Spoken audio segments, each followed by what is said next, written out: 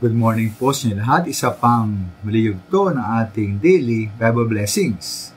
Pamagat po ng ating aring umaga ay may nadadamay sa ating kasalanan. May nadadamay sa ating kasalanan. Ano ba epekto mga minamahal ng ating kasalanan sa ibang tao? Ba po sa ibang miyembro nating iglesia? Isang bandang mga minamahal, may kanya-kanya tayong panagutan.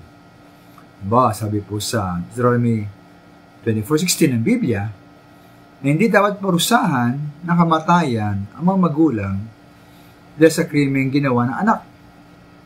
Ang anak din, hindi pwedeng parusahan dahil sa ginawang krimen ng magulang.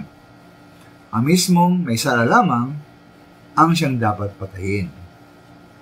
May pating hindi maalis mga minamahal na ang mga kasalanan ay may epekto din sa iba.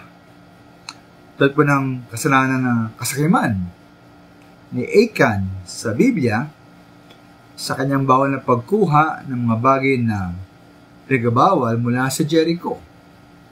Dahil po dito, ayon sa Joshua 7:5, 36 ang napatay sa kanilang paglusob ng Israel sa lungsod na Ai.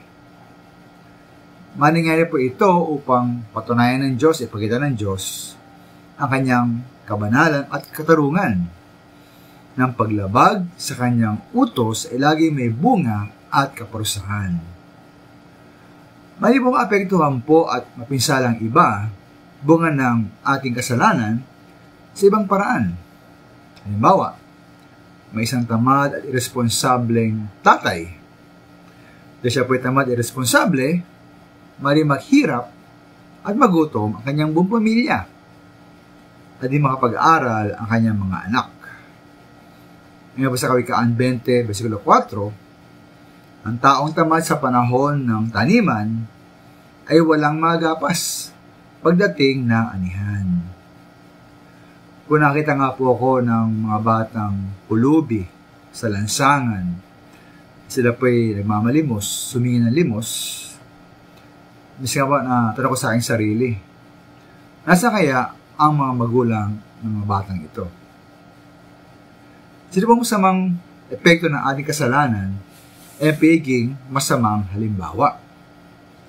Ukol po rito maganda mong sinabi ng Kawikaan 20, versikulo 7, sabi roon, kung ang isang amay na mamumuhay sa katuwiran, mapalad ang mga anak na siya ang tinutularan. Nawa mga minamahal po ang maganda ang makita ng mga anak na mautularan mula sa kanilang mga magulang. Maraming salamat po.